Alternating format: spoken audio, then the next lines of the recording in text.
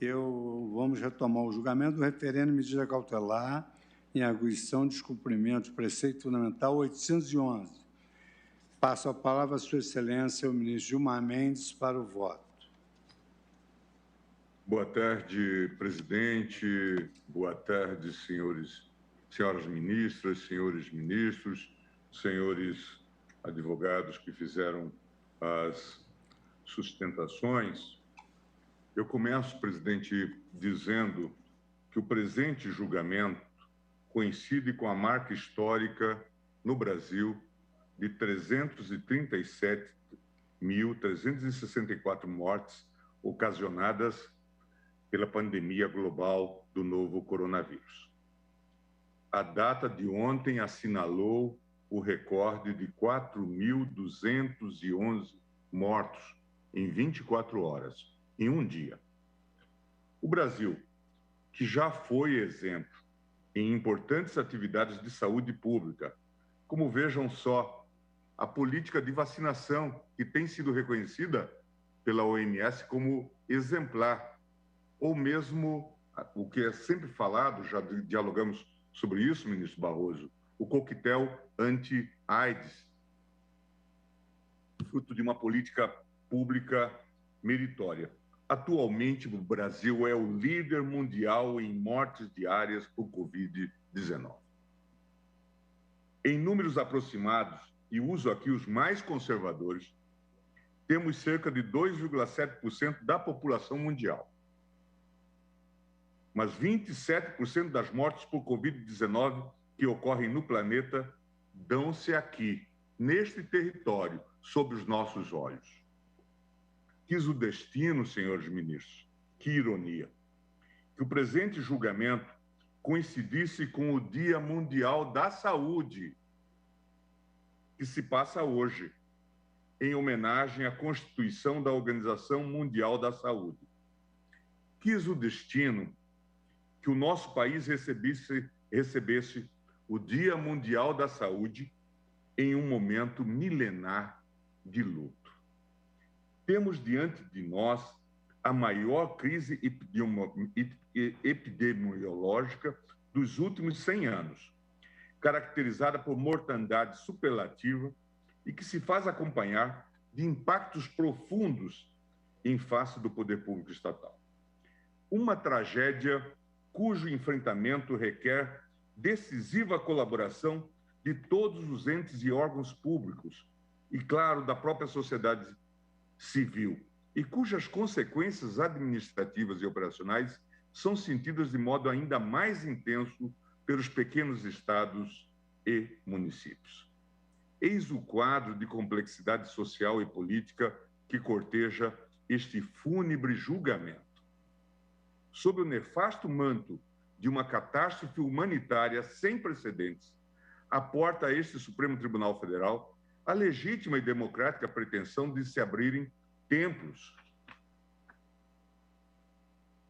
à prática de atividades religiosas coletivas presenciais. Deixo claro, de partida, que a proteção constitucional aqui buscada jamais pode ser diminuída ou obliterada. Usando as palavras de João Paulo II, faço votos que esta Suprema Corte reconheça sempre que a liberdade religiosa é a primeira das liberdades humanas. Daí porque o direito civil e social à liberdade religiosa, na medida em que toca a esfera mais íntima do espírito, é um ponto de referência para os outros direitos fundamentais e, de alguma forma, se torna uma medida deles. O exercício deste direito é uma das provas fundamentais do autêntico progresso do homem em qualquer regime, em qualquer sociedade, sistema ou meio. A nobreza da proteção constitucional que os autores da presente ADPF buscam, todavia, não se revela compatível com a capitulação do presente tema a uma agenda política negacionista, que se revela em toda a dimensão contrária à fraternidade tão íncita ao exercício da religiosidade. No ano de 2008, em discurso proferido na Universidade de Münster, minha universidade, rememorando as lições do professor Peter Hebeli, destaquei que, no limiar do século XXI, liberdade e igualdade deveriam ser pensadas ou repensadas segundo o valor fundamental da fraternidade, de modo que a fraternidade poderia constituir a chave por meio da qual podemos abrir várias portas para a solução dos principais problemas vividos pela humanidade em termos de liberdade e igualdade. A dialética entre direitos e deveres, entre empatia e imparcialidade, entre a justiça e a misericórdia, entre legalidade e bem comum, que compõe o conceito da fraternidade, nos mostra o caminho para encontrar a melhor solução jurídica diante das oposições, dicotomias e contradições envolvendo o momento presente.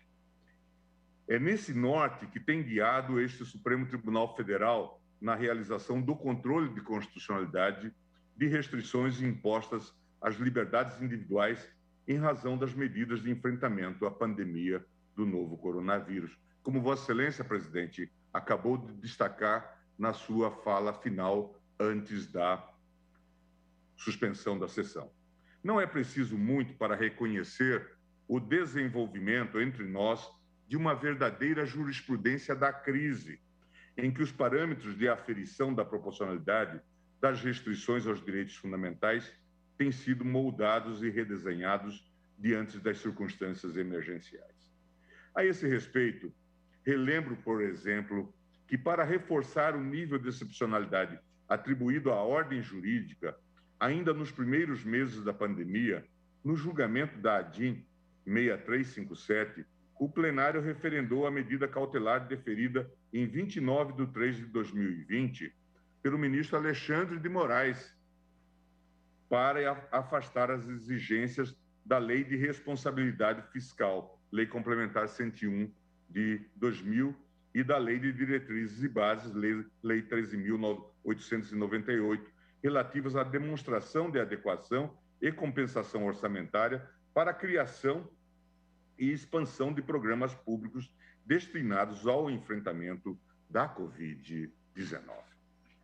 Ainda no primeiro semestre do ano passado, esta Corte já decidiu que estados e municípios, no âmbito de suas competências e em seu território, podem adotar, respectivamente, medidas de restrição à locomoção intermunicipal e local durante o estado de emergência decorrente da pandemia do novo coronavírus, sem a necessidade de autorização do Ministério da Saúde para a decretação de isolamento, quarentena e outras providências. ADIM 6343.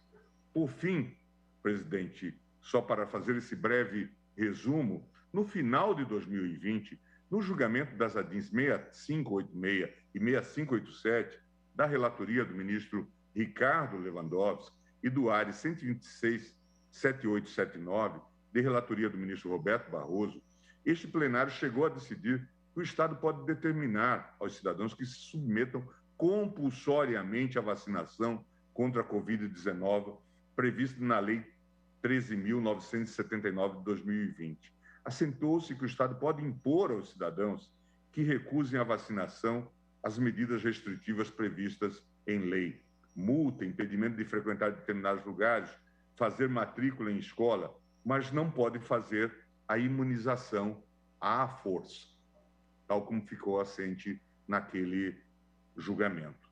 Essas decisões mostram que a ponderação de interesses e de posições subjetivas em função das restrições impostas tem adquirido contornos muito particulares, tributários da excepcional situação de emergência da saúde pública. Ouvi atentamente, como todos nós, as sustentações feitas e me cumprimento também por ter aberto a oportunidade para que os mais diversos segmentos, via amicus curiae, tivessem a oportunidade de trazer as suas visões de mundo, Weltanschauung, para que este tribunal fizesse a sua devida avaliação. Não posso deixar de fazer um breve registro em relação à fala do advogado-geral da União. quando Sua Excelência fala dos problemas dos transportes no Brasil, especialmente do transporte coletivo, e fala do problema do transporte aéreo com a acumulação de pessoas, eu poderia ter entendido que Sua Excelência teria vindo agora para a tribuna do Supremo de uma viagem a Marte. E ele estava descolado de qualquer responsabilidade institucional com qualquer assunto no Brasil. Mas Sua Excelência foi verificar aqui, gulgar, como dizem aqui os mais jovens, e verifiquei que ele era ministro da Justiça, até recentemente, e que tinha responsabilidades institucionais, inclusive de propor medidas. A União cabe legislar, diz o artigo 22, sobre diretrizes da Política Nacional de Transportes, sobre trânsito e transporte. Veja, portanto, que me parece que está havendo aí um certo delírio nesse contexto geral. É preciso que cada um de nós assuma a sua responsabilidade. Isto precisa ficar muito claro. Não tentemos embair, não tentemos enganar ninguém. Até porque os bobos ficaram fora da corte.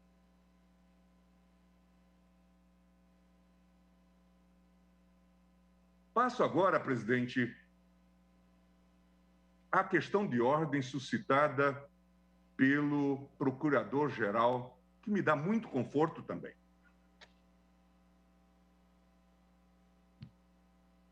Antes de iniciar o julgamento do presente feito, gostaria, com fundamento no artigo 21, inciso 3 do Regimento Interno da STF, requerer a Vossa Excelência que seja submetido ao plenário a questão de ordem.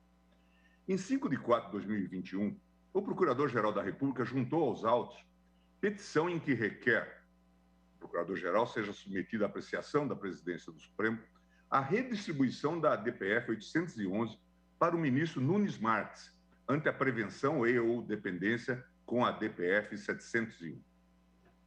Destaco que a referida petição foi juntada aos autos após este relator ter proferido decisão monocrática que indeferiu o pedido de tutela incidental apresentado pelo próprio Procurador-Geral da República em 31 de 3 de 2021. E todos nós sabemos que, eticamente, não é possível ficar escolhendo relator. Além disso, a própria decisão monocrática que antecedeu o requerimento apresentado, ordenada a inclusão do feito em mesa para julgamento na presente sessão do plenário. Liminar dada, liminar submetida ao plenário. Assim diz a Lei 9868, assim diz a Lei 9882. Assim deve ser. E fui eu que escrevi esses textos. Participei de sua feitura. Mas vamos lá. Não posso deixar de observar, senhor presidente, que a postura cambiante do parquê, de ora requerer tutela de urgência a este relator, ora suscitar-lhe sua indevida distribuição, parece flertar, no mínimo, com o exercício de uma deslealdade processual. E falo isso com todos os cuidados, dadas as nossas relações pessoais de amizade. Ressalto que não me parece haver espaço para que um representante maior do Ministério Público Federal, na condição de fiscal da lei, ultrapasse os limites de sua função em sede de controle abstrato de constitucionalidade, para aderir aos interesses do autor ao ponto de adotar estratégias processuais que, com todas as vênias, beiram a litigância de má-fé. O requerimento, ao meu sentir, mostra-se ainda mais inoportuno, tendo em vista que, como já mencionado, determinei a imediata remessa da decisão monocrática de minha lavra para referendo perante este colegiado maior, como se tem que fazer sempre. E isto é uma determinação da Lei 9868, da Lei 9882. De toda sorte, senhor presidente, considerando tratar-se de uma questão cognoscível ex officio, propõe a formulação da questão de ordem que passa a examinar. Nos termos do artigo 77b do Regimento Interno deste Supremo Tribunal Federal, prescreve-se que, na ação direta, de inconstitucionalidade, na ação direta de inconstitucionalidade por omissão, na ação declaratória de constitucionalidade e na arguição de descumprimento de preceito fundamental, aplica-se a regra da distribuição por prevenção, quando haja coincidência total ou parcial de objetos. Bem examinada a matéria, entendo que não há qualquer coincidência integral ou meramente parcial entre o objeto da presente demanda e aquele veiculado na DPF 701, distribuída à relatoria do eminente ministro Nunes Marques. A DPF 701, atualmente sob a relatoria do ministro Nunes Marques, foi distribuída em 23 de 6 de 2020 ao ministro Celso de Mello, por distribuição comum, conforme consta da certidão de distribuição nos autos daquela arguição. A arguição com pedido de medida cautelar, proposta pela Associação Nacional de Juristas Evangélicos, ANAJURE, questiona o artigo 6º do Decreto 031, de 20 de março de 2020, do município de João Monlevade, que feriu o direito fundamental à liberdade religiosa e o princípio da laicidade estatal ao determinar a suspensão irrestrita das atividades na cidade, bem como em face dos demais decretos estaduais e municipais que têm imposto violações equivalentes em todo o país. Estamos falando, portanto, de algo que dizia respeito a um decreto de 20 de março de 2020. A presente ADPF 811, por outro lado, adstringe-se à impugnação do decreto 65.563 do Estado de São Paulo, que somente foi publicado em 12 de março de 2021. Nada a ver uma coisa com a outra. Assim, embora a petição inicial da ADPF 701 formule um pedido aberto, não apontando todos os atos questionados, não me parece que possa aquela ADPF impugnar todo e qualquer ato normativo futuro. Seria algo realmente extravagante no processo constitucional. Caso contrário, estaríamos possivelmente diante de uma interessante inovação em sede de controle prévio de constitucionalidade no Brasil. Aquilo que foi discutido recentemente. O ideal é que houvesse um controle prévio, mas não há. E nós sabemos que não há. Justamente porque sequer existia o ato normativo impugnado da presente ADPF 811, a instrução da ADPF 701 sequer albergou o ente político responsável pela edição da norma impugnada no presente feito, que é o Estado de São Paulo. Em 2 de 2 de 2021, o agora relator da ADPF 701, ministro Nunes Marques, com fundamento no artigo 5º da Lei 9882, solicitou informações a quem? Aos prefeitos municipais de João Monlevade, Minas Gerais, Macapá, Amapá, Serrinha, Bahia, Bebedouro, São Paulo, Cajamar, São Paulo, Rio Brilhante, Mato Grosso do Sul, Armação dos Búzios, Rio de Janeiro, além dos governadores dos estados de Piauí e Roraima, após solicitou manifestação da AGU e da PGR. Recebidas as informações dos municípios e estados solicitados, bem como a manifestação da AGU pelo não conhecimento da arguição e, no mérito, pela procedência do pedido, e estando os autos conclusos à PGR para parecer, o ministro Nunes Marques deferiu em 3 de abril de 2021 a medida liminar pleiteada, inclusive para além dos participantes da presente demanda, dada a natureza unitária da tese jurídico-constitucional e da necessidade de uniformidade de tratamento do tema em todo o território nacional. Deve-se destacar, portanto, o próprio ministro Nunes Marques, ao decidir monocraticamente, reconheceu que sua decisão estava se estendendo para além do pedido inicial, abarcando estados e municípios que não participam da demanda. Registre-se ainda que o autor da ADPF 701 não aditou a inicial. E se há uma coisa que é um dogma entre nós aqui, é o antrax princípio, é o princípio do pedido nos processos de caráter objetivo. Registre ainda que o autor da ADPF 701 não aditou a inicial para incluir o decreto do Estado de São Paulo, objeto da impugnação, nas ADPFs 810 e 811, providência que não foi adotada por nenhum outro participante daquele processo. Inexistindo qualquer impugnação ao decreto número 65563 do Estado de São Paulo, até o início de março deste ano, foi somente no dia 17 daquele mês que aportou neste Supremo a primeira impugnação do ato normativo em sede de controle abstrato. Em 17 de março de 2021, portanto, o Conselho Nacional de Pastores do Brasil ajuizou a DPF 810, com pedido de medida cautelar contra o artigo 2º, inciso 2A, do Decreto 65563 do Estado de São Paulo, publicado em 12 de março de 2021. Na inicial, o requerente suscitou a prevenção à DPF 701 e pediu a distribuição ao ministro Nunes Marques. No entanto, conforme certidão de distribuição de 18 de março de 2021, a presidência desta Corte entendeu que seria o caso de livre distribuição, tendo recebido, então, a minha relatoria. A presente ADPF 811, por sua vez, foi ajuizada em 19 de março de 2021, tendo como objeto, agora sim, com coincidência integral, a mesma norma impugnada na ADPF 810, qual seja o artigo 2º, 2A, do Decreto 65563 do Estado de São Paulo, de 12 de março de 2021. Convém ressaltar que também a inicial da presente ADPF 811, o partido autor requereu a distribuição por prevenção ao ministro Nunes Marques, relator da ADPF 701.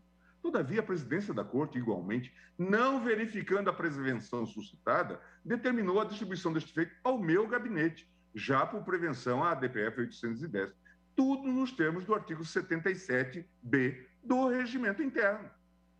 Assim, portanto, verifico que a preliminar suscitada pela Procuradoria já havia sido trazida pelos autores das ADPF 810 e 811, tendo a presidência da Corte, nas duas oportunidades, entendido pela não ocorrência de prevenção em relação à ADPF 701, porque não havia essa prevenção, conforme certidões de distribuição dos autos. Por esses fundamentos, considero que não prospera o desconsolado requerimento do parquê para que a presente ação fosse redistribuída à relatoria do eminente ministro Nunes Marques. Feitas essas considerações, passo ao voto, presidente. Entendo, nesse juízo preliminar, que a presente arguição atende aos requisitos para seu conhecimento. A arguição foi proposta por legitimado universal, partido político com representação no Congresso Nacional. Indica-se preceito fundamental violado e, ademais, o requisito da subsidiariedade, desenvolvido pela jurisprudência desta Corte, encontra-se atendido, uma vez que não existe outra ação de controle objetivo apta a fazer sanar a lesão apontada. Assentado o conhecimento da ADPF, destaco que, inicialmente, em 26 de 3 de 2021, proferi despacho em que determinei a adoção do rito do artigo 12 da Lei 9868. Em cumprimento a essa determinação processual, foram juntados aos autos as informações do Estado de São Paulo, a manifestação da Advocacia Geral da União pela procedência da arguição e o parecer de mérito da Procuradoria-Geral da República pela procedência do pedido. Compreendo que, ante a apresentação dessas manifestações técnicas, a ação encontra-se devidamente instruída e madura para julgamento pelo plenário do Supremo Tribunal Federal. Assim, a despeito de ter sido apregoado para julgamento nesta assentada o referendo da medida cautelar, propõe ao plenário a conversão do referendo da medida liminar em julgamento de mérito, conforme precedentes desta Corte. E agora passo ao mérito, então, da questão, senhores ministros. A Constituição Federal de 88 dispõe ser inviolável a liberdade de consciência e de crença, sendo assegurado o livre exercício dos cultos religiosos e garantida, na forma da lei, a proteção aos locais de culto e às suas liturgias.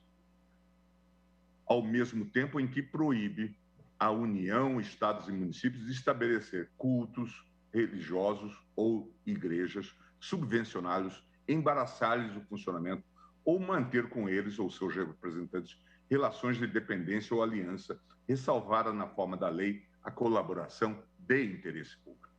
No presente caso, questiona-se se o conteúdo normativo dos preceitos fundamentais teria sido violado ou desproporcionalmente restringido pelas limitações à realização de cultos, missas e demais atividades religiosas de caráter coletivo durante o período de agravamento da pandemia da Covid-19 no estado de São Paulo.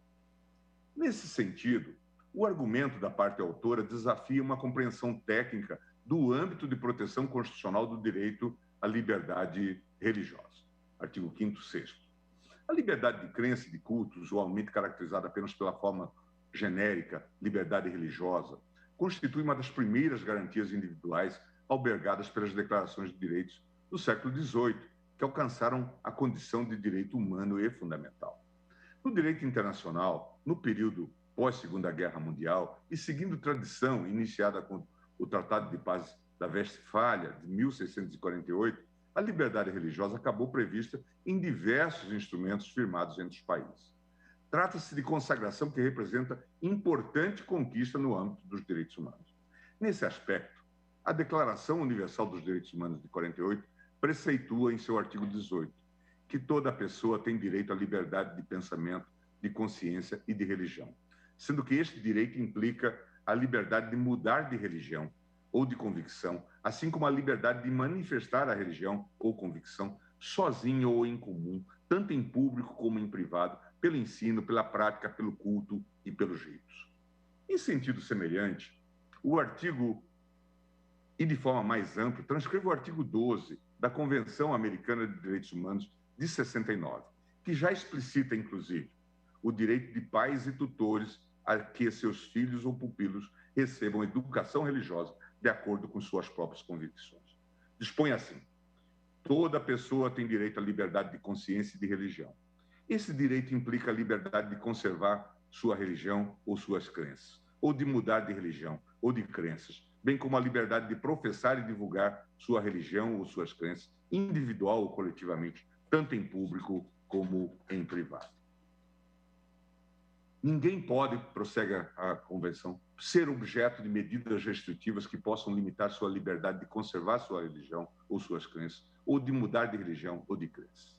A liberdade de manifestar a própria religião e as próprias crenças está sujeita unicamente às limitações prescritas pela lei, que sejam necessárias para proteger a segurança, a ordem, a saúde ou a moral públicas, ou os direitos ou liberdades das demais pessoas. É o que diz a Convenção Americana dos Direitos Humanos de 69. Os pais, e quando for o caso, os tutores, têm direito a que seus filhos ou pupilos recebam a educação religiosa e moral que esteja acorde com suas próprias convicções. A Carta Africana de Direitos Humanos e dos Povos, de 1981, é, por sua vez, mais sucinta e prescreve apenas que a liberdade de consciência, a profissão e a prática livre da religião são garantidas. Sob reserva da ordem pública, ninguém pode ser objeto de medidas de constrangimento que visem restringir a manifestação dessas liberdades. Não menos importante, e apontada como uma das mais sofisticadas fontes de proteção ao direito à liberdade religiosa do direito internacional, o artigo 8º da Convenção Europeia de Direitos Humanos prescreve: todas as pessoas têm direito à liberdade de pensamento, consciência e religião. Este direito inclui liberdade para mudar a sua religião ou crença e liberdade, seja sozinho ou em comunidade, com outros e em público ou privado, para manifestar a sua religião ou crença no culto, no ensino, na prática e observância. A liberdade de manifestar a sua religião ou crença está sujeita apenas às limitações que são prescritas por lei e são necessários numa sociedade democrática, no interesse da segurança pública, para a proteção da ordem pública, saúde ou moral, ou para a proteção dos direitos e liberdades dos outros. Nesse ponto, ressalta-se que o alcance dos destinatários da liberdade religiosa, como anotam Baudou-Perrot e Bernhard Schlink, não é medido pela força numérica, nem pela importância social de determinada associação religiosa. A liberdade de credo deve ser assegurada de modo igual a todos, desde os membros de pequenas comunidades religiosas aos das grandes igrejas e de seitas exóticas ao círculo cultural. Aqui é importante que se diga, senhores ministros, a Constituição Federal de 88 não alberga tão somente a proteção à fé cristã. Na presente ADPF, a dimensão do direito à liberdade religiosa, que reclama proteção jurídica, afasta-se do núcleo de liberdade de consciência e mais tem a ver com a proteção constitucionalmente conferida à liberdade do exercício de cultos em coletividade. Nesse aspecto, a doutrina estrangeira, recorrentemente, parte de uma interpretação do supracitado artigo 9º da Convenção Europeia de Direitos Humanos, para assentar uma subclassificação das dimensões do direito fundamental à liberdade religiosa. Reconhece-se a existência de uma dimensão interna, fórum internum, e de uma dimensão externa, fórum externum, deste direito. O fórum interno consiste na liberdade espiritual íntima de formar a sua crença, a sua ideologia ou a sua consciência, enquanto que o fórum externo diz respeito mais propriamente à liberdade de confissão e à liberdade de culto. Como destacado por Lothar Michael e Martin Morlock, nessa dimensão externa da liberdade religiosa, a proteção jurídico-constitucional da liberdade de culto não se limita à fé religiosa, como pura questão privada, mas comprova-se precisamente quando a fé é vivida publicamente, encontrando por isso resistências sociais ou legais. Essa delimitação do núcleo de proteção invocado nesta DPF como a dimensão externa do direito à liberdade religiosa deve ser feita de forma rigorosa. Isso porque a própria doutrina estrangeira pacificamente acolhe que os níveis de proteção das duas dimensões do direito em questão são distintos.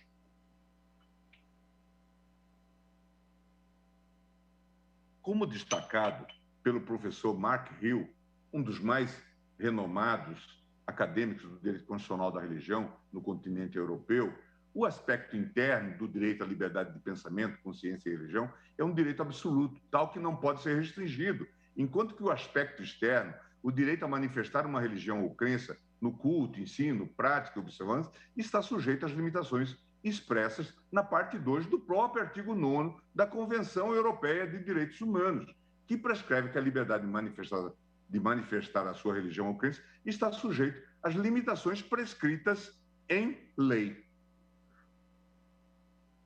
Essa interpretação, por assim dizer, disjuntiva do direito fundamental à liberdade religiosa tem guiado os debates constitucionais recentes em torno das restrições impostas durante a pandemia do novo coronavírus.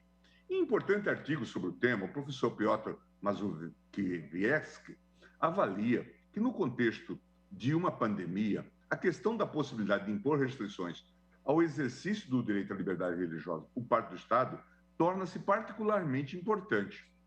De acordo com o acadêmico, no sentido técnico, não é o direito à liberdade religiosa que está sujeito a restrições, mas a forma como o direito é exercido.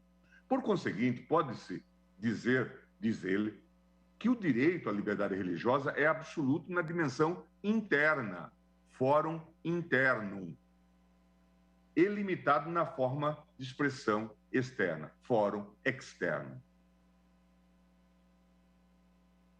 Isso está em Mazowiecki, Religious Freedom in the Time of Pandemic.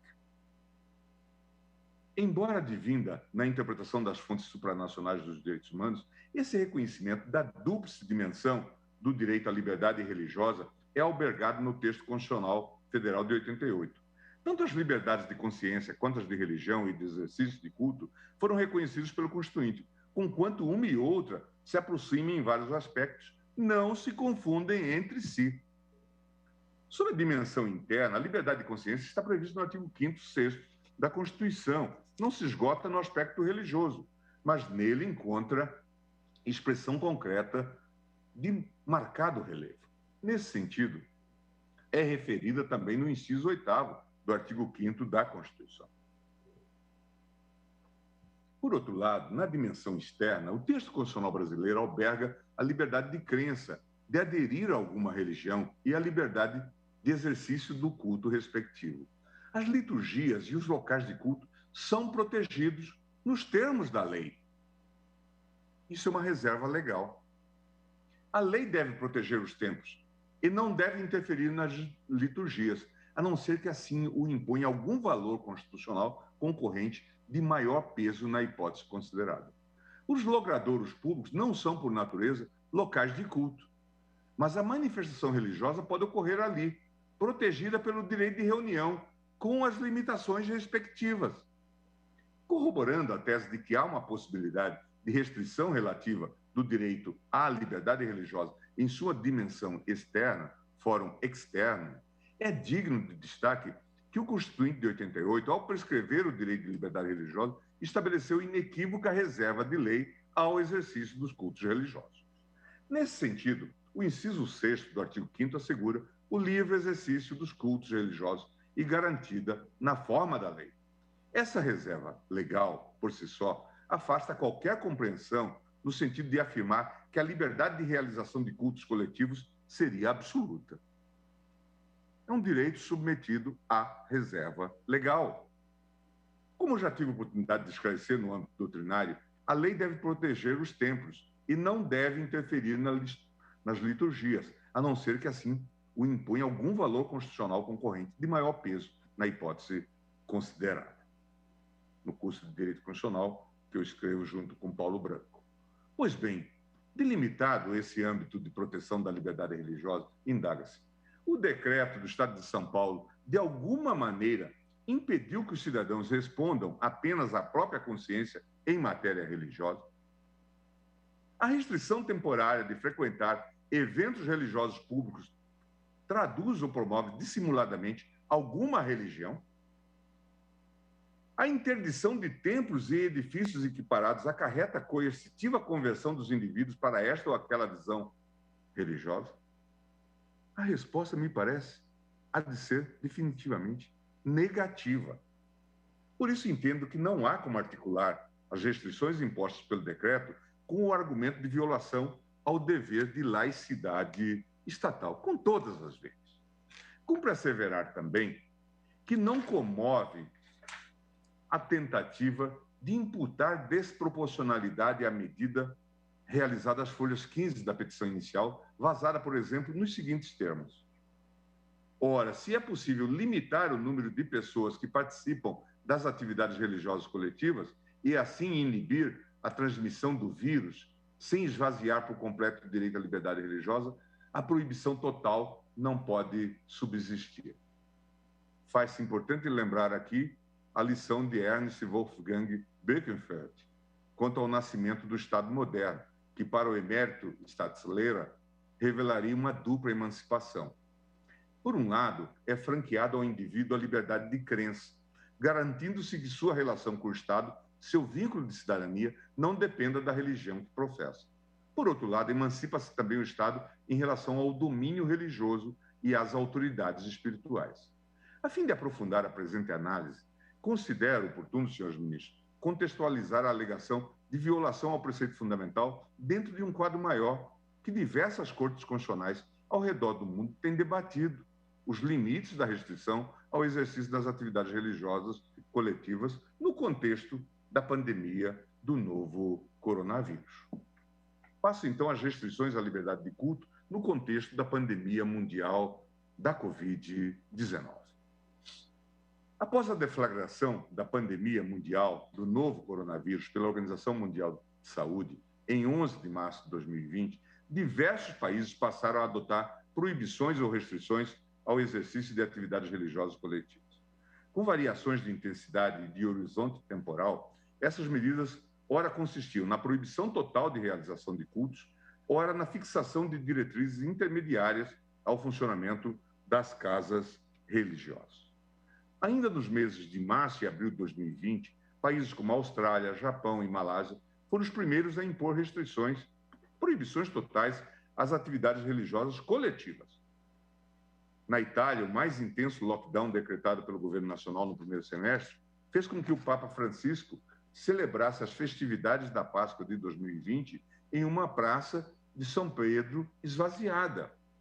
Conquanto seja bastante difícil mapear todas as imposições idealizadas pelos Estados nacionais, é possível afirmar que houve, no segundo semestre do ano passado, um movimento mundial de restrições à liberdade de culto. O relatório Human Dimension Commitment and State Responses to the COVID-19 Pandemic, elaborado pelo Office for Democratic Institutions and Human Rights, apresentou um levantamento das medidas adotadas pelos países europeus durante a primeira onda da pandemia.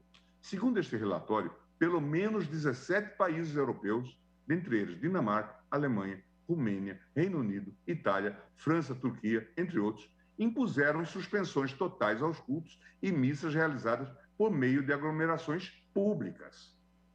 E vejam, senhores ministros, ninguém vai dizer que aqui estejam países, em princípio, de vocação autoritária. Ainda que nesses primeiros meses as evidências científicas sobre as formas de circulação do vírus fossem ainda precárias, as restrições ao funcionamento das casas de cultos foram impulsionadas por eventos de supracontaminação identificados em diversas regiões do mundo. O caso mais marcante e dramático ocorreu na Coreia do Sul, em meados de fevereiro de 2020. O país tinha apenas 30 casos confirmados do novo coronavírus. Até que no dia 16 daquele mês, uma paciente contaminada participou de uma cerimônia religiosa com cerca de 1.000 pessoas em uma das sedes da Igreja de Jesus Shincheonji, na cidade de Daegu. Nos dias seguintes, as autoridades sanitárias identificaram que o encontro realizado na igreja havia deflagrado um dos maiores surtos de contaminação da Covid-19 no mundo.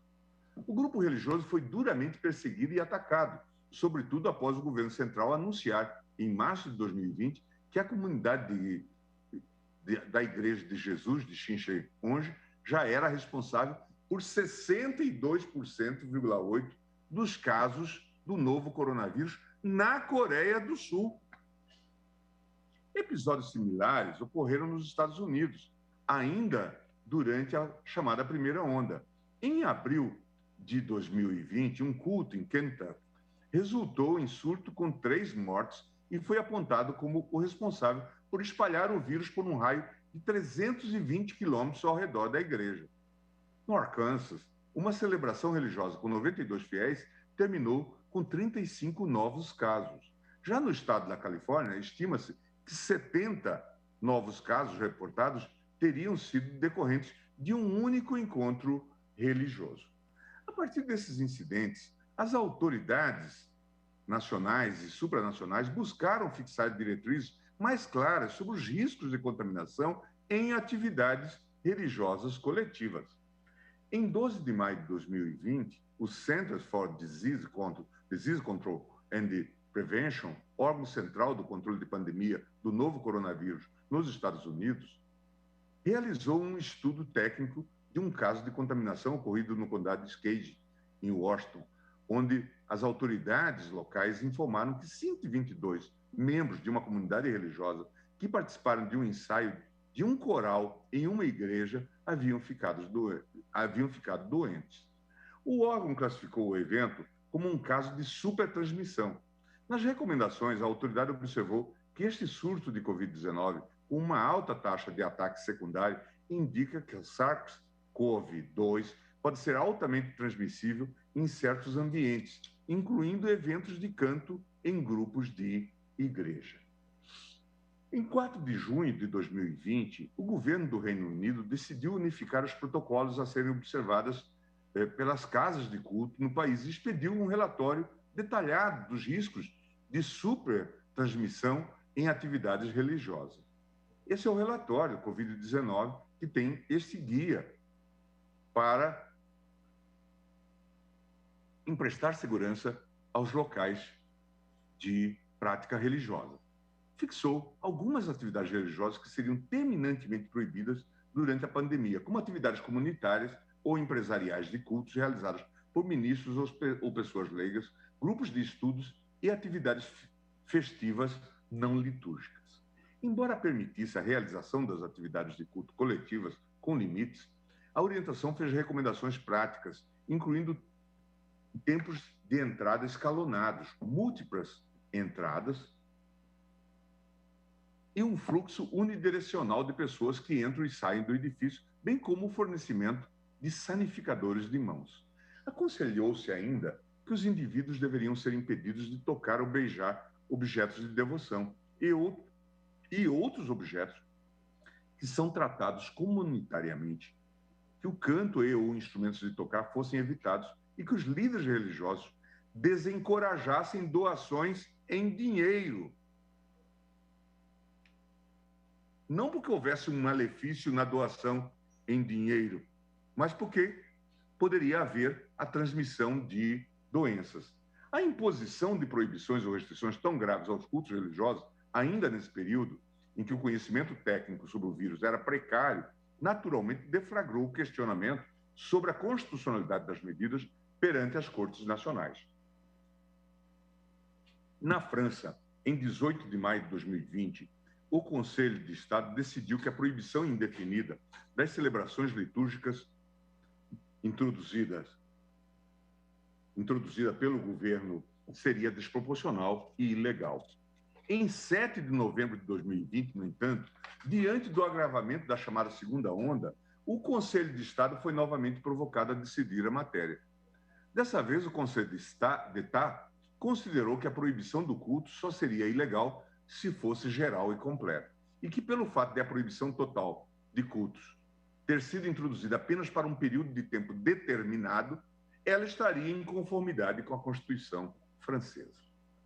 Na Alemanha, em abril de 2020, nas vésperas das festividades da Páscoa cristã, o Tribunal Constitucional Federal rejeitou uma reclamação constitucional de um cidadão católico que alegou perante a Corte que a portaria do Estado de Hesse, que proibia terminantemente reuniões em igrejas, violava o direito à religião e à convicção política. A segunda Câmara, o segundo Senado da Corte Constitucional Alemã, rejeitou a reclamação constitucional e manteve rígida a proibição completa do funcionamento das igrejas, mesmo diante da relevância da festividade de Páscoa. Ao reputar constitucional a interdição a eventos religiosos coletivos, a Corte Constitucional Alemã procedeu nitidamente a uma avaliação das prognoses adotadas pela administração do Land, do Estado, Hesse. Ao fazê-lo, não negou que o direito fundamental à liberdade religiosa tinha sido objeto de uma interferência estatal, mas ponderou que o sacrifício parcial desse direito não justificava a censura de inconstitucionalidade, ao conceder especial relevo à aceleração da pandemia de Covid-19 que se fazia sentir à época, março-abril de 2020. Outro sim, revelou-se coerente com a medida excepcional restritiva a temporariedade de sua vigência, porquanto, no caso de eventual renovação das restrições, o conteúdo fático seria novamente apreciado pela administração do Hesse, oportunidade em que o teste de proporcionalidade deveria ser também renovado, de modo a evidenciar a adequação, a necessidade e a proporcionalidade em sentido estrito das medidas. A passagem a seguir é elucidativa, é bastante ilustrativa. Na ordem contestada, o Tribunal Administrativo do Hesse aponta corretamente que, de acordo com a avaliação do Instituto Robert Koch, o objetivo nesta fase inicial da pandemia é retardar a propagação da doença viral altamente infecciosa, evitando ao máximo os contatos, a fim de evitar um colapso do sistema de saúde estatal com numerosas mortes. Se a gente substituísse esse trecho da decisão da Corte Constitucional Alemã por um trecho de uma decisão nossa, ministro Edson Fachin, seria a mesma coisa. Quando demos competência para estados e municípios para regularem o tema, para que não houvesse o colapso do sistema de saúde. E eles prosseguem. A interferência extremamente grave na liberdade de crença para proteger a saúde e a vida também é justificável neste momento, porque a portaria 17 de março de 2020 e, portanto, a proibição de reuniões nas igrejas, aqui em questão, é limitada no tempo até 19 de abril de 2020. Isso assegura que a portaria terá de ser atualizada à luz dos novos desenvolvimentos da pandemia de corona. Neste contexto, como em qualquer outra atualização do regulamento, deve ser realizado um teste rigoroso de proporcionalidade, no que diz respeito à proibição de reuniões nas igrejas que seja relevante no presente processo e deve ser examinado se, em vista de novas descobertas, por exemplo, sobre as formas de propagação do vírus ou sobre o risco de sobrecarga do sistema de saúde, é justificável, diz ainda a Corte Alemã, flexibilizar a proibição dos serviços religiosos sujeitos a possivelmente rígidos condições e possivelmente também numa base regional. Transcrevo o texto em alemão. Outro caso bastante interessante e que dialoga com a excepcionalidade das festividades religiosas ocorreu no Reino Unido. No caso, R versus Secretary of State for Health, um cidadão islâmico sustentou perante a corte que as restrições impostas pelo governo britânico estariam constrangendo a sua liberdade religiosa, uma vez que as medidas impediam uma tradicional oração coletiva de sexta-feira à tarde na mesquita de Berkhamsted Road, a oração conhecida como Jumu'ah. O reclamante sustentava que essas medidas faziam se sentir ainda mais gravosas porque elas estavam vigentes durante o período do Ramadã. A reclamação foi apreciada pelo Tribunal Britânico sob a condição de uma medida liminar para permitir que o requerente pudesse comparecer ao templo ainda durante esse período. O Mr. Justice Swift rejeitou o pedido apresentado. Considerou que a interferência no direito à liberdade religiosa ventilado era justificada na medida em que, embora fosse significativa, ela só inibia um aspecto da observância religiosa do reclamante. Além disso, de acordo com o Justice, embora a restrição estivesse ocorrendo durante o período do Ramadã, a pandemia apresentava circunstâncias verdadeiramente excepcionais, tais que a interferência seria justificada por motivos de saúde pública. Por fim, ainda a título de considerações do direito comparado, é oportuno o argumento trazido pela parte autora de que a Suprema Corte dos Estados Unidos teria decidido no recente caso Roman Catholic Diocese of Brooklyn versus New York versus Como, pela inconstitucionalidade de restrições aos cultos em ambientes fechados. Referida decisão tomada pela Suprema Corte em 25 de 11 de 2020, apresenta contornos fáticos, sem dúvidas, muito distantes daqueles verificados na presente demanda. Naquele caso, o que se discutia era a juridicidade de restrições impostas pelo Estado de Nova York, que variavam conforme o nível de contágio em distintas regiões do Estado. Havia, portanto, uma gama de restrições que era cambiante. Nas chamadas zonas vermelhas, onde o risco de coronavírus era mais alto, determinou-se que não mais do que 10 pessoas podem frequentar os serviços religiosos. Já nas chamadas zonas laranjas, um pouco menos perigosas, que também eram fluidas, a frequência era limitada a 25 pessoas. Esse arranjo dava aso a alegações de discriminação e de não neutralidade da política pública em relação às casas de culto. Na ação, as partes autoras traziam de forma muito clara esses argumentos. A Diocese de Nova York, por exemplo, defendia que o regulamento de Nova York distinguia as casas de culto pelo nome, não poderia ele ser neutro no que diz respeito à prática da religião. No mesmo sentido, 2 sinagogas e uma organização judaica ortodoxa, que também faziam parte do processo, chegavam a defender que as restrições tratavam as casas de culto de forma muito mais severa do que as instalações seculares comparadas. Daí porque, no caso, a Suprema Corte utilizou o argumento de que, pelo fato de as restrições contestadas não serem neutras e não terem aplicabilidade geral, elas deveriam satisfazer um escrutínio rigoroso, o que significa que elas deveriam ser estreitamente adaptadas para servir um estado de interesses convincentes. Além disso, é oportuno ressaltar que a referida decisão, bem como o recente julgado South Bay United Pentecostal Church versus Gavin Newsom, Governor of California, sobre a mesma temática, atraíram intensas críticas nos Estados Unidos, pelo fato de representarem posições opostas àquelas que foram adotadas pela mesma Suprema Corte ainda no ano de 2020 em relação aos estados da Califórnia e de Nevada.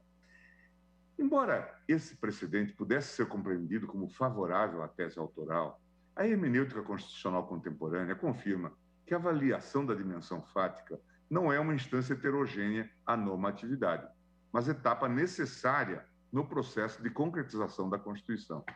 Como ensina o caro ministro Carmen Friedrich Miller, no direito constitucional evidencia-se com especial nitidez que uma norma jurídica não é um juízo hipotético, isolável diante do seu âmbito de regulamentação. A prescrição jurídica é integrada pelo programa da norma e pelo âmbito da norma, o chamado âmbito normativo. Este último, não se confundindo com os fatos, traduz um recorte da realidade social cujo nexo com os fatos passam pela atividade de estruturação que é a normatividade. Isso nos ajuda a perceber o porquê de os precedentes da Suprema Corte Americana não serem passíveis de transmissão mecanicista para o presente caso. A modificação do posicionamento da Suprema Corte, no caso Salt Bay de 2020 para 2021, não é inteiramente dissociada da modificação de circunstâncias fáticas subjacentes às restrições lançadas pelo governo da Califórnia. Na primeira manifestação da Corte, em maio de 2020, os Estados Unidos enfrentavam situação mais alarmante. Curva de contágio em elevada inclinação, ausência de vacina, absoluta ausência de coordenação no combate à pandemia por clara opção política do então ocupante do Poder Executivo Nacional, um campeão do negacionismo, dentre outros elementos fáticos adversos. Na segunda manifestação, de fevereiro de 2021, tem esse quadro bem mais alvissareiro. Declínio da curva de contágio, do número de mortes, declínio do número de mortes também, vacinação em massa, adequadamente conduzida pelo novo presidente da República. É claro que no segundo cenário, uma medida tão drástica como o fechamento de templos religiosos requer justificação bem mais elevada, o que a torna mais vulnerável a argumentos que exploram incoerências.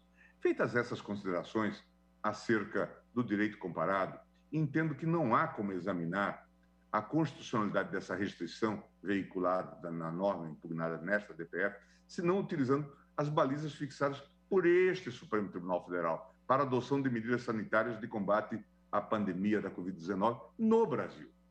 A fim de realizar esse exame, as duas próximas sessões do presente voto irão analisar se a norma impugnada amolda-se à repartição constitucional de competências para a adoção de medidas de proteção à saúde, se representa ou não intrusão desproporcional no direito fundamental à liberdade religiosa.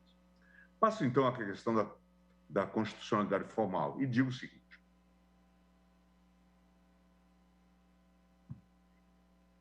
Sobre o prisma da constitucionalidade formal, cumpre mais uma vez enfrentar a alegação de que o exercício da competência material comum da União, dos Estados e dos municípios para adotar medidas de saúde, artigo 23, inciso 2, artigo 37, não autorizaria a edição da norma impugnada. Já nos primeiros meses do surto endêmico, este Supremo Tribunal Federal proferiu importantes decisões sobre o tema. Em abril de 2020, no julgamento da ação direta de inconstitucionalidade 6341, de relatoria do eminente ministro Marco Aurélio, redator para o acordo do ministro Edson Fachin, assentou-se de forma clara e direta que todos os entes federados têm competência para legislar e adotar medidas sanitárias voltadas ao enfrentamento da pandemia de Covid-19. Assim o fez o Supremo Tribunal Federal, levando em consideração pretensões do governo federal de obstar os estados e municípios de adotarem uma das poucas medidas que, por comprovação científica, revela-se capaz de promover o achatamento da curva de contágio do coronavírus, qual seja o lockdown. Talvez a única disponível num contexto de falta de vacinas. A pretendida obstrução em desfavor dos entes subnacionais seria realizada mediante uma concentração na figura do presidente da República da definição de atividade essencial.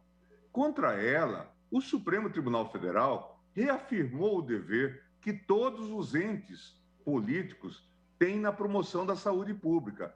E, coerente ao federalismo cooperativo adotado na Constituição de 88, assentou uma competência dos estados e dos municípios ao lado da União para adotarem medidas sanitárias direcionadas a enfrentar a pandemia.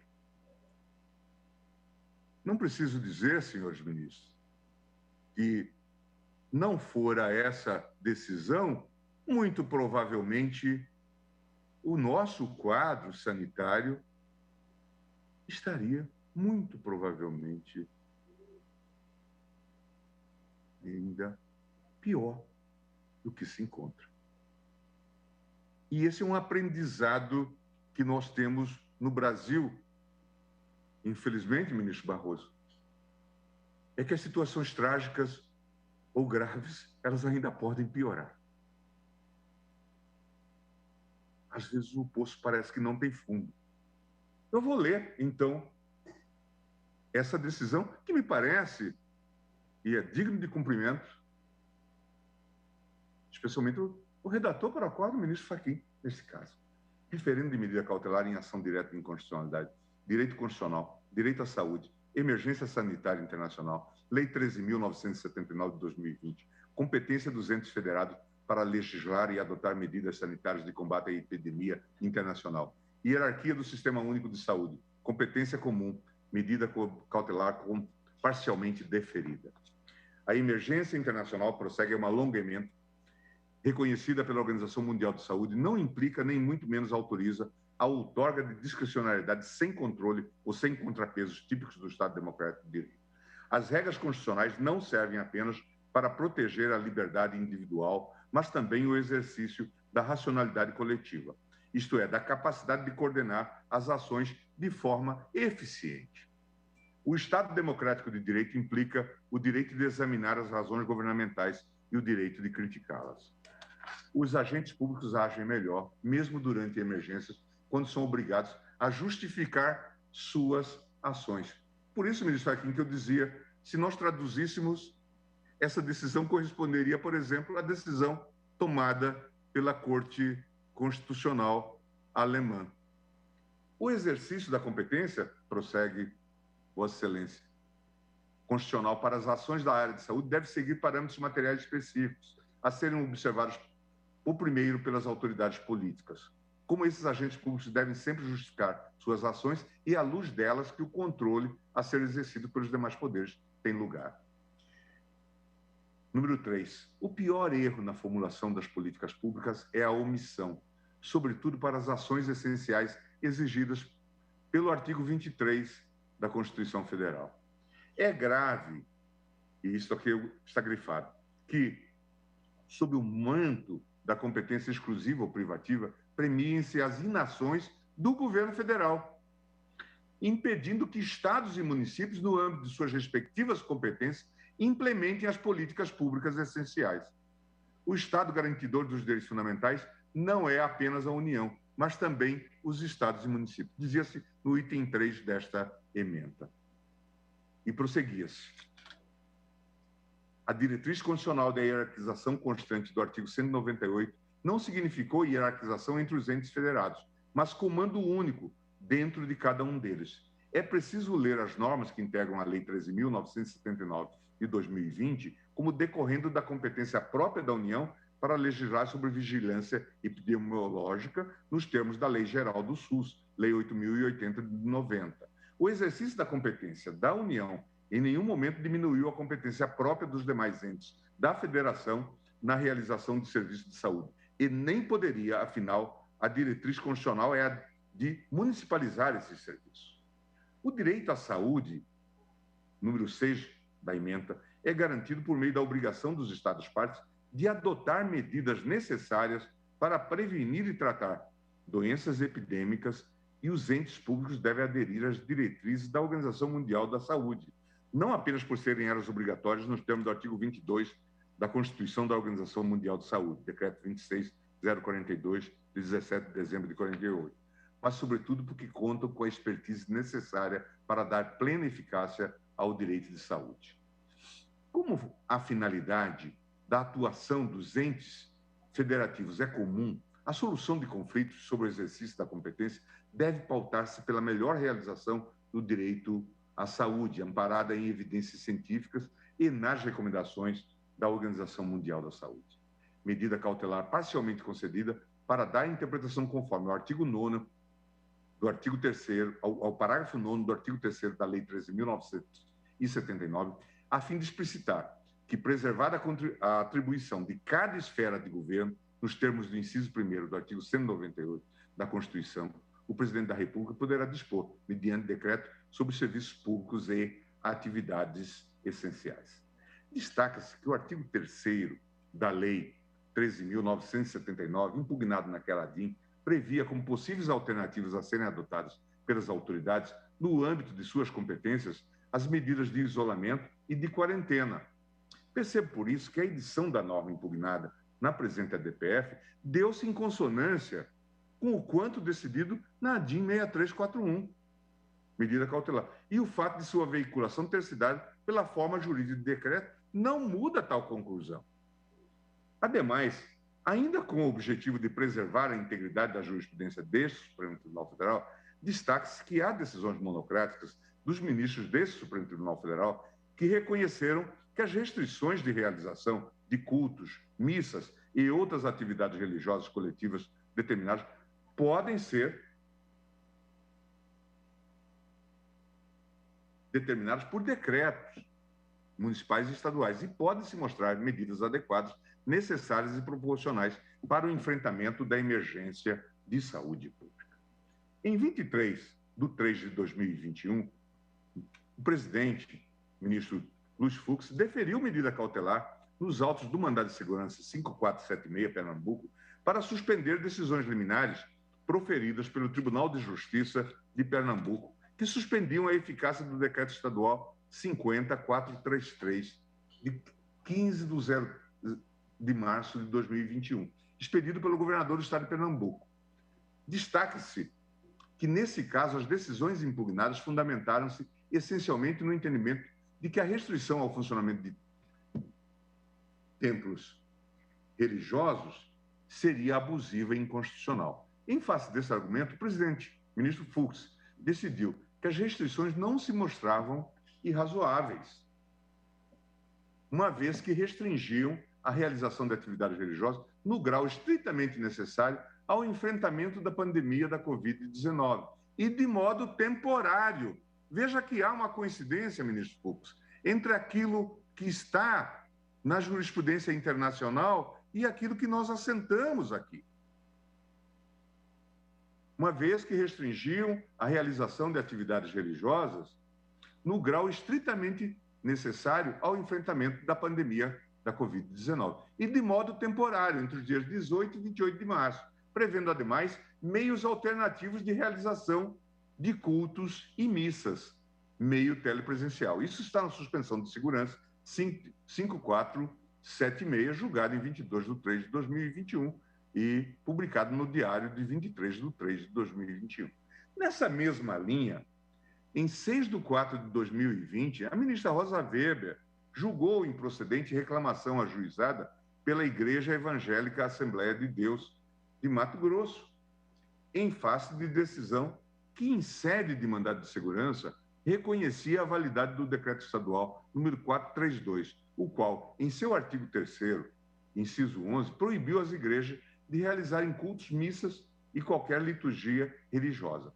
Ao apreciar a questão sob o ângulo dos parâmetros definidos na ADIM 6341, a eminente relatora, a ministra Rosa Weber, considerou não haver estrita aderência com a decisão atacada naquilo que realizou cotejo entre o decreto estadual e o federal para concluir que o Estado, por deter competência suplementar, não teria exorbitado seus poderes ao estatuir norma mais rígida do que aquela emanada pela União. Aqui só um dado que é importante e que, como eu já disse, nós não podemos perder a perspectiva fática ou aquilo que Friedrich Miller chamava de Normbereich, o âmbito de proteção. Estados e municípios são aqueles entes que administram os hospitais, que têm que produzir vagas para leitos e que têm que produzir vagas nas UTIs. Ainda ontem eu vi a cena de alguém em São Paulo, veja, o mais rico, mais potente estado da federação, em que ela dizia: meu pai morreu, uma pessoa de pouco mais de 70 anos, porque não houve vaga, não havia vagas na UTI. Essa é a realidade que nós contemplamos aqui. A União talvez tenha alguma coisa como 50 hospitais sob sua gestão, algumas unidades hospitalares universitárias. O mais está com os estados e municípios. Foi dentro desta lógica, que não foi totalmente explicitada, e, claro, dentro dos marcos do federalismo cooperativo, que o tribunal houve por bem dizer que cabia aos estados e municípios fixar regras para evitar a contaminação geral. E, com isso, o colapso do sistema de saúde, que, infelizmente, nessa segunda ou terceira onda, acabou por ocorrer. Passo a questão agora do controle judicial das medidas de restrição adotadas, teste de proporcionalidade e revisão de fatos e prognoses legislativos. E digo o seguinte, senhores ministros, e eu estou me encaminhando, um pouco ainda distante, mas estou me encaminhando para o final. No caso em tela, as principais teses autorais de desconformidade do direito impugnado situam-se no campo da inconstitucionalidade material. Nesse sentido, o autor sustenta que o referido ato normativo estabeleceu restrições totais ao direito constitucional à liberdade religiosa e de cultos das religiões que adotam atividades de caráter coletivo, criando tanto proibição inconstitucional quanto discriminação inconstitucional, tendo em vista a existência de práticas religiosas que não possuem ritos que envolvem atividades coletivas. Uma ordem constitucional que tutela uma pluralidade de bens jurídicos não pode conviver com pretensões deduzidas em juízo, cujo efeito prático de eventual acolhimento seja o de tornar absoluta certa situação jurídica, alegadamente apresentada como representativa de um direito fundamental. A propensão dos direitos fundamentais à colisão dá-se em inescapável contexto de multiplicidade normativa, vis-à-vis o princípio da unidade da Constituição, que na espécie requer harmonização, concordância prática, por não se admitir que a incidência de uma norma constitucional anule a normatividade de outra de igual hierarquia. No contexto de uma pandemia das dimensões como a que ora vivenciamos, as controvérsias sobre os limites da juridicidade de restrições ao exercício dos direitos fundamentais tornam-se tônicas dos debates constitucionais. As medidas de distanciamento social, restrição à locomoção e proibição de reuniões públicas recorrentemente suscitam o questionamento sobre a necessidade de ponderação dos direitos fundamentais em jogo.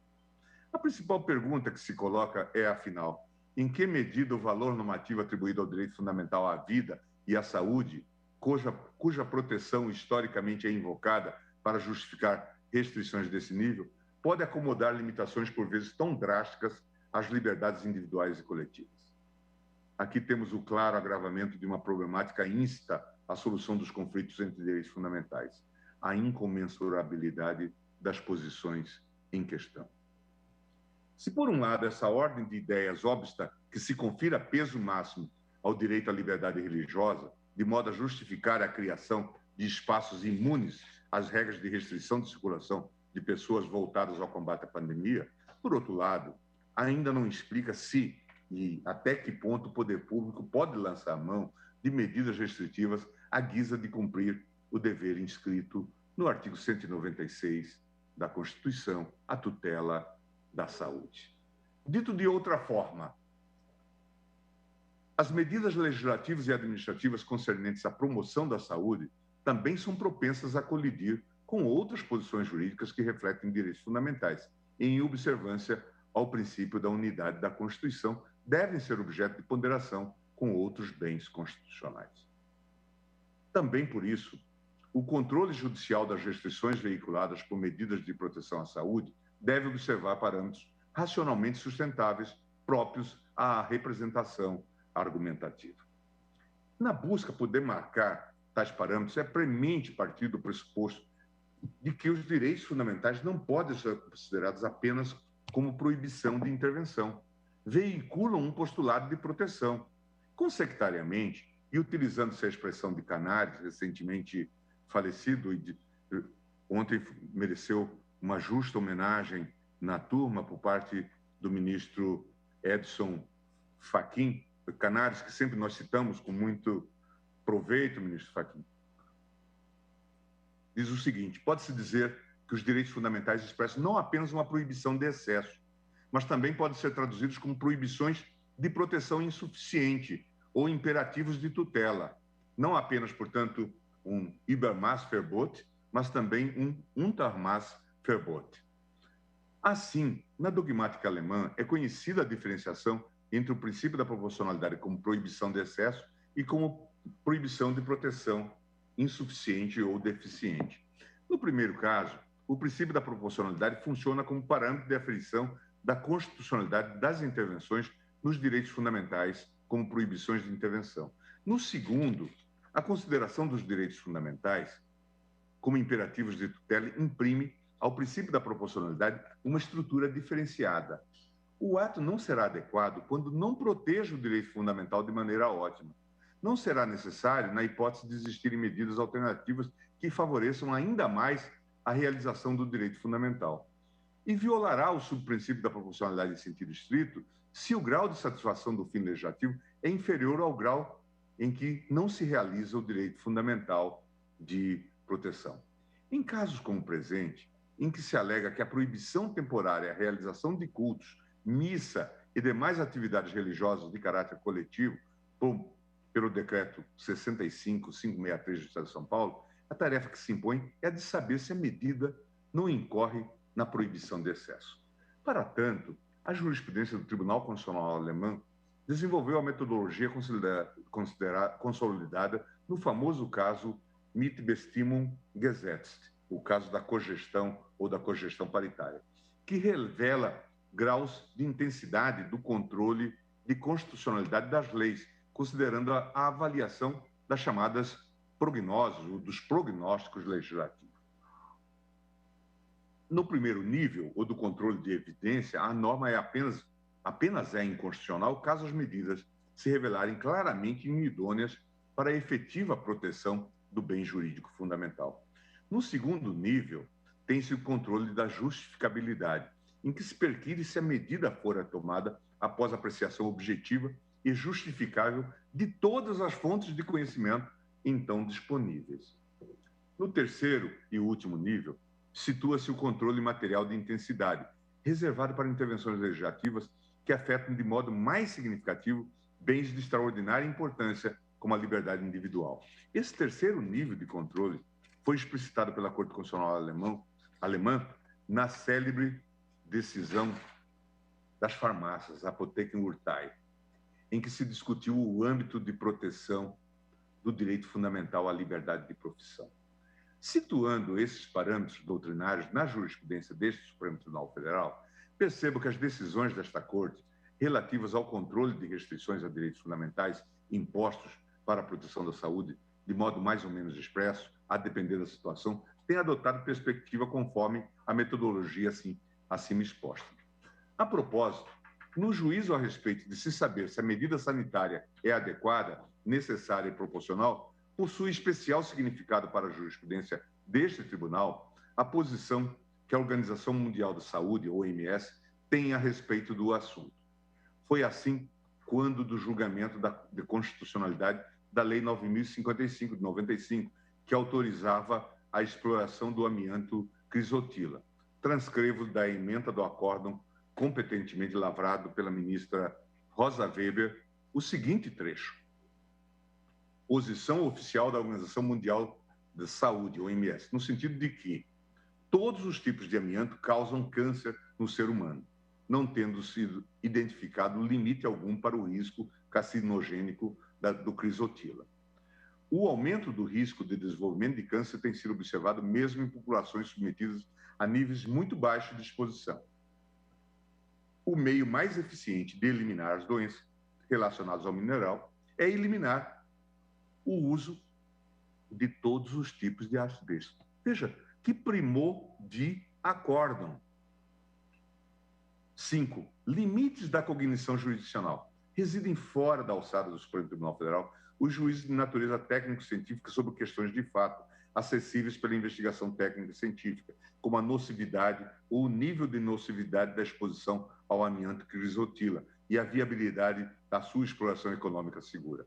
A tarefa da Corte, de caráter normativo, dizia a ministra Rosa Weber, há de se fazer inescapavelmente embasada nas conclusões da comunidade científica, de natureza descritiva.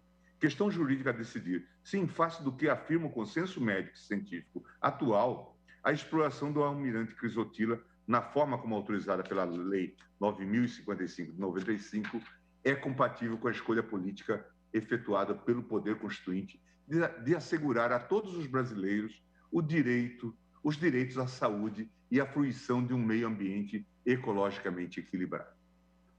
13. À luz do conhecimento científico acumulado sobre a extensão dos efeitos nocivos do amianto para a saúde e o meio ambiente e a evidência da ineficácia das medidas de controle nela contempladas, a tolerância ao uso do amianto crisotila, tal como positivado no artigo 2º da Lei 9.055 de 95, não protege adequada e suficientemente os direitos fundamentais à saúde e ao meio ambiente equilibrado. Artigos 6º, 7º, 22, 196 do 225 da Constituição. Tampouco se alinha aos compromissos internacionais de caráter supralegal assumidos pelo Brasil, que moldaram o conteúdo desses direitos, especialmente nas convenções números 139 e 162 da OIT e a Convenção de Basileia. Juízo de procedência da ação, voto da relatora, ADIM 4066. Vejam, senhores ministros, a qualidade desse aresto. Se na ADIM 4066, acima transcrito, a desconformidade com as diretrizes de organismos internacionais foi levada em conta para se pronunciar a inconstitucionalidade, casos houve em que a norma objeto de impugnação se portava dentro dos parâmetros propostos pela Organização Mundial de Saúde. Recurso extraordinário, repercussão geral, acordo do Tribunal de Origem, que além de impor normativo alienígena, desprezou norma técnica mundialmente aceita, conteúdo jurídico do princípio da precaução, ausência, por hora, de fundamentos fáticos ou jurídicos a obrigar as concessionárias de energia elétrica a reduzir o campo eletromagnético das linhas de transmissão de energia elétrica abaixo do patamar legal. Presunção de constitucionalidade não elidida. Recurso provido. Ações civis públicas julgadas em improcedentes. E aqui eu transcrevo este precedente da lavra do não menos eminente ministro Dias Toffoli. Por hora, dizia Sua Excelência, não existem fundamentos fáticos ou jurídicos a obrigar as concessionárias de energia elétrica a reduzir o campo eletromagnético das linhas de transmissão de energia elétrica abaixo do patamar legal. Por força da repercussão geral, é fixada a seguinte tese. No atual estágio do conhecimento científico, que indica ser incerta a existência de efeitos nocivos da exposição ocupacional e da população em geral a campos elétricos, magnéticos e eletromagnéticos gerados por sistema de energia elétrica, não existem impedimentos, por hora, a que sejam adotados os parâmetros propostos pela Organização Mundial de Saúde, conforme estabelece a Lei 11.934. Penso que esse cenário jurisprudencial foi exposto, senhores ministros, de modo muito lúcido pelo ministro Luiz Roberto Barroso, na ADIM 6421, pela qual a Corte discutiu quais seriam os parâmetros para a responsabilização civil e administrativa dos gestores públicos pela adoção das medidas de combate à pandemia, por oportunidade da edição da medida provisória 966 de 2020. Naquela assentada, o tribunal decidiu de forma clara que as decisões administrativas relacionadas à proteção à vida, à saúde e ao meio ambiente devem observar estándares, normas e critérios científicos e técnicos, tal como estabelecidos por organizações e entidades internacional e nacionalmente reconhecidas. E mais do que assentar a necessária observância desses critérios científicos, a Corte seguiu a proposta de tese fixada pelo eminente relator, ministro Roberto Barroso, para a autoridade a quem compete decidir, deve exigir que as opiniões técnicas em que baseará a sua decisão tratem expressamente da observância dos princípios constitucionais da precaução e da prevenção, sob pena de se tornarem corresponsáveis por eventuais violações a direitos. Como ressaltado pelo relator, a observância desses princípios impõe que sejam a priori evitadas medidas ou protocolos a respeito dos quais haja dúvida sobre impactos adversos a tais bens jurídicos. Destaco pela exatidão trecho do voto do eminente relator. De acordo com a jurisprudência consolidada nesta Corte, tais questões, assim como aquelas atreladas ao meio ambiente, devem observar estándares técnicos e evidências científicas sobre a matéria, tal como estabelecidos por organizações e entidade internacional e nacionalmente reconhecidas. Ainda de acordo com o entendimento do STF, a Organização Mundial de Saúde é uma autoridade abalizada para dispor sobre tais estándares. Isso está na ADIM 6421 da relatoria do ministro Roberto Barroso, Tribunal Pleno, 21 de 5 de 2020, DJE, de 11 de 11 de 2020. Penso que esses cânones, senhores ministros, revelados pela jurisprudência deste tribunal, ilustram, a mais não poder, a inviabilidade da tese autoral. Como já discutido no presente voto, é possível afirmar que há um razoável consenso na comunidade científica, no sentido de que os riscos de contaminação decorrentes de atividades religiosas coletivas são superiores ao de outras atividades econômicas, mesmo aquelas realizadas em ambientes fechados. Nesse sentido, em importante artigo acadêmico provocado na Duke Law Review, Caroline Mara Corbin apresenta uma análise profunda das principais decisões dos tribunais norte-americanos sobre a abrangência dos serviços essenciais durante a pandemia da Covid-19, indicando que, para a maior parte dos tribunais, a ciência agora sugere que os cultos e atividades de adoração apresentam um grau superior de risco à contaminação, grau esse que não é comparável ao de outras atividades de comércio.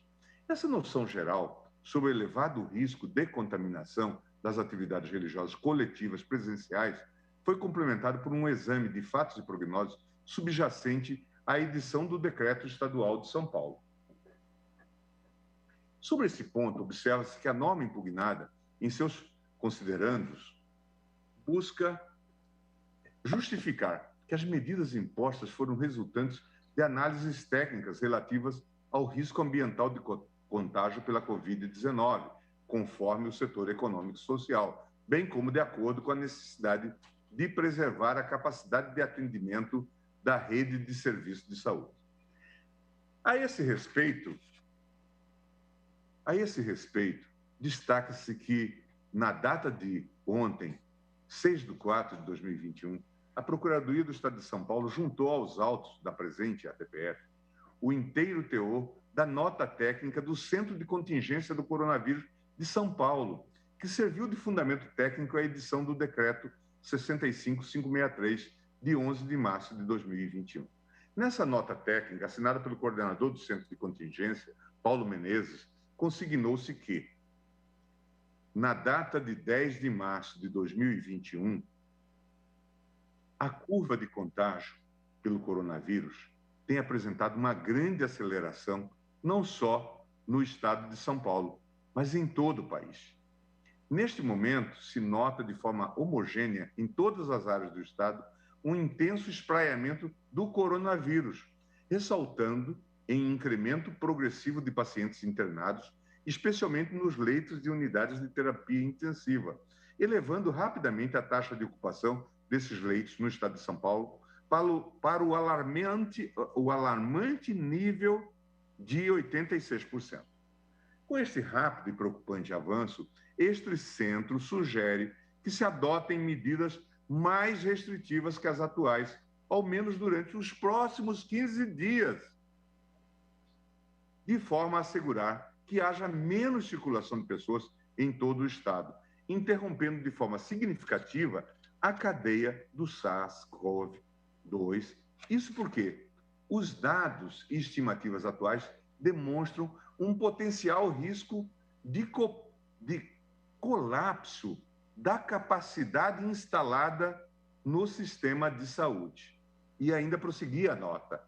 Importante destacar que este centro vem acompanhando atentamente o aumento da oferta de leitos, tanto pelos entes públicos quanto privados no estado. Mas a alta velocidade que se tem observado no contágio pelo coronavírus torna imprescindível a adoção de medidas ainda mais rígidas do que aquelas previstas na já existente fase 1, vermelha, do Plano São Paulo. Senhores ministros, reputo oportuno destacar que a própria nota técnica sugere, dentre as medidas de enfrentamento da curva crescente de novos casos, a proibição irrestrita da realização de atividades coletivas, como eventos esportivos, atividades religiosas e ainda reunião, concentração ou permanência de pessoas em espaços públicos, como praias, praças e parques.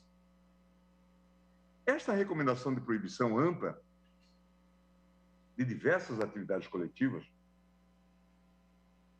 foi diretamente refletida na edição da norma impugnada.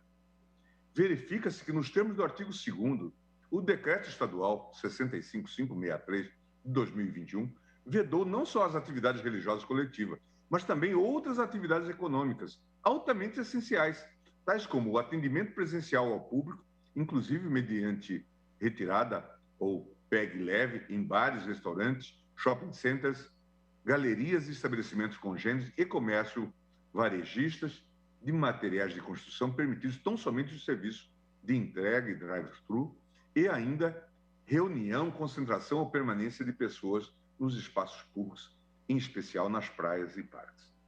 As razões para a imposição dessas proibições foram corroboradas em nova nota técnica do Centro de Contingência do Coronavírus, juntados aos autos na data de ontem. Nesta nova manifestação, explica-se que, diante do quadro de duro agravamento das infecções no Estado, todas as atividades presenciais coletivas devem ser desestimuladas para conter a disseminação do vírus e proteger a saúde pública. Ainda de acordo com o Centro de Contingência, toda e qualquer atividade que proporcione, em alguma medida, a reunião de pessoas por médio e longo período de tempo contribui para a propagação do vírus e, consequentemente, para a elevação do número de pessoas contaminadas. Por essa razão, este centro vem recomendando que sejam suspensas todas as atividades coletivas realizadas de modo presencial em quaisquer ambientes e espaços públicos, tais como praias, parques, praças, igrejas, estádios, etc. Das informações prestadas pelo governo do Estado de São Paulo, é possível depreender um verdadeiro quadro de calamidade pública no sistema de saúde, sem precedentes na história brasileira. Conforme indicadores apresentados pela Secretaria de Saúde, somente entre a 11ª e a 12ª semana do ano de 2021, houve um aumento de 6,9% do número de casos confirmados no Estado, um acréscimo de 8,2% de internações nas redes públicas e privadas, e ainda o assustador aumento de 10,9% do número de mortos. Colaciona-se abaixo as séries históricas, como os senhores podem ver, do voto que eu fiz distribuir. Enquanto em 11 de 3 de 2021, o Estado de São Paulo atingia a marca histórica de 2.233 mortes somente naquele dia, no dia 1º de 4 de 2021, o Estado bateu o recorde de 3.769 mortes diárias pelo novo coronavírus. Além da escalada do número de mortes, o Estado vive um verdadeiro colapso no sistema de saúde.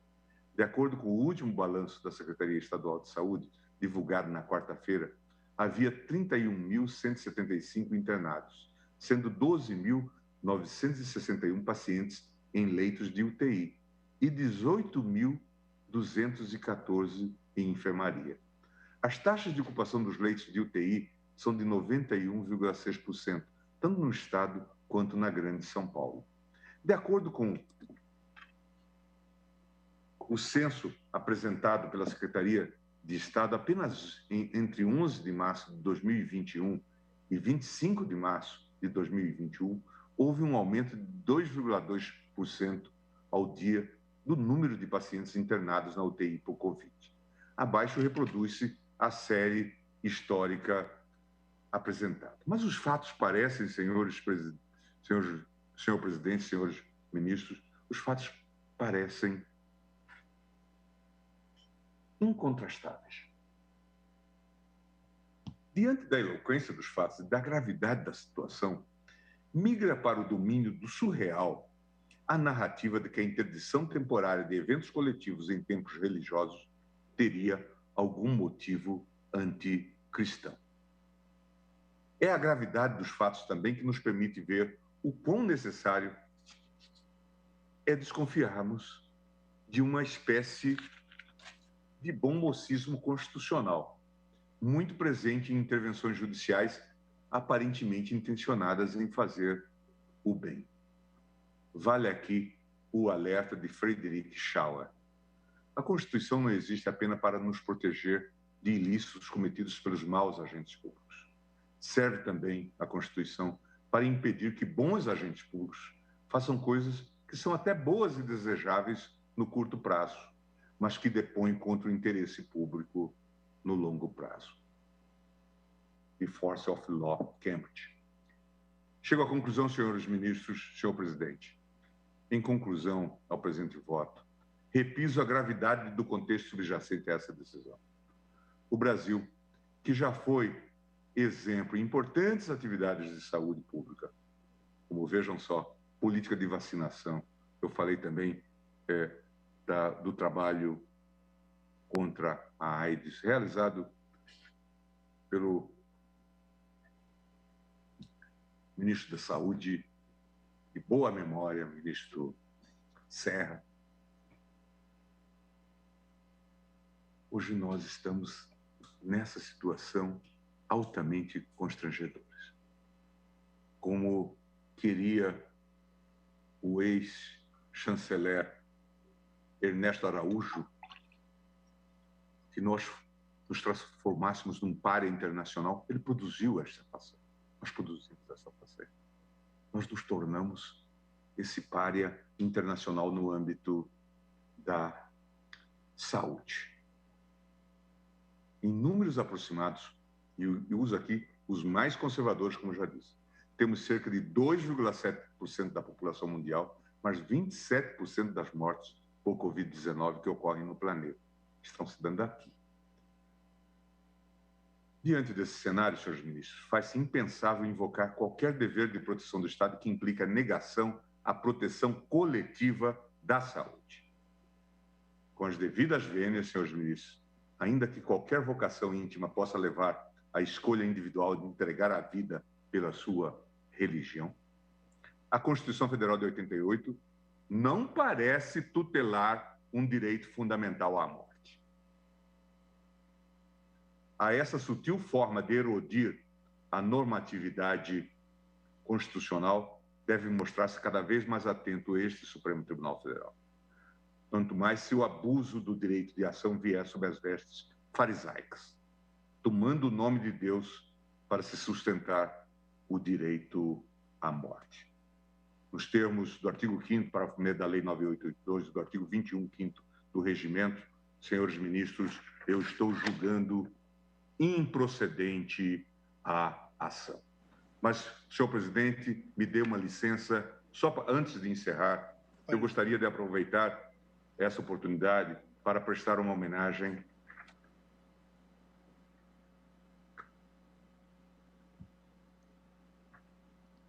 a todos os profissionais jornalistas pelo seu dia, 7 de abril.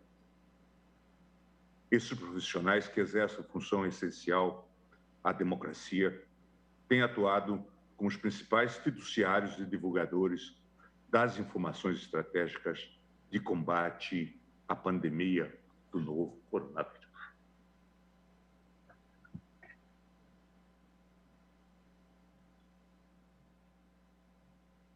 É o jornalismo livre, independente e plural que ainda nos permite exercer a nossa cidadania e realizar uma verdadeira accountability da atuação dos gestores públicos neste momento. Em homenagem a todos esses profissionais, finalizo com as palavras de Gabriel Garcia Marques. Porque o jornalismo é uma paixão insaciável que só se pode dirigir e humanizar mediante a confrontação descarnada com a realidade. Quem não sofreu essa servidão que se alimenta dos imprevistos da vida não pode imaginá-la. Quem não viveu a palpitação sobrenatural da notícia o orgasmo do furo, a demolição moral do fracasso, não pode sequer conceber o que são. Ninguém que não tenha nascido para isso e esteja disposto a viver só para isso poderia persistir numa profissão tão incompreensível e voraz, cuja obra termina depois de cada notícia, como se fora para sempre, mas que não concede um instante de paz enquanto não torna a começar com mais ardor do que nunca no minuto seguinte. Obrigado, presidente. Muito obrigado, ministro Gilmar Mendes, por esse belíssimo e profundo voto e pela boa lembrança do Dia do Jornalista. Sem dúvida, Vossa Excelência destacou que, essencialmente, um dos pilares da nossa democracia é a nossa imprensa livre. E é essa imprensa que vem noticiando dados alarmantes que nos auxiliam de maneira interdisciplinar a concluirmos um julgamento que não é só um julgamento jurídico, um julgamento que deve levar em conta algo que nós não temos expertise, que são esses dados relativos à saúde. Mas parabenizo Vossa Excelência pelo profundo voto e brilhante voto, citando autores estrangeiros, direito brasileiro, direito estrangeiro. Está de parabéns, Vossa Excelência. E, com esse belíssimo voto, nós encerramos a sessão de hoje e vamos continuar amanhã com a votação dos demais integrantes sobre esse tema. Os demais feitos, eu comunico a todos os demais presentes, aos advogados, que eu vou realocar os demais temas em tempo breve. E amanhã continuaremos exatamente com essa arguição de descumprimento de preceito fundamental, seguida dos processos que já estavam incluídos na pauta de quinta-feira. Desejo uma boa noite a todos e declaro encerrada a sessão.